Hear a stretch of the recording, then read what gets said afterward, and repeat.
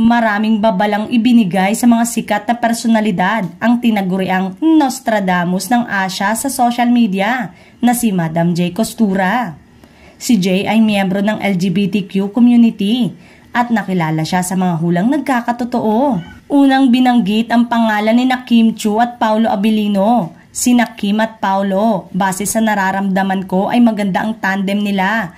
I can feel the chemistry at nakikita ko na yung tambalan nila ay mauuwi talaga sa true to life na pag-iibigan. Actually, parang sila na nga. Ikalawang tanong ay sina Gerald Anderson at Julia Barreto. Sa nakikita ko sa kanila ay meron pag-uusap ng wedding at ang dalawa ay baka this year o next year ay may magaganap na secret wedding sa kanila. Because Gerald ay nandoon na sa puntong he wanted to settle down na. Ikatlo naman, sina Alden Richard at Catherine Bernardo. Sa nakikita ko ay hindi magtatagal ang tambalan nila kasi hindi sila magkiklik kasi base sa nararamdaman ko. Kasi mas gusto pa rin ng aktres. Ano pa si Kat, sa brusco or super manly ang treatment sa kanya.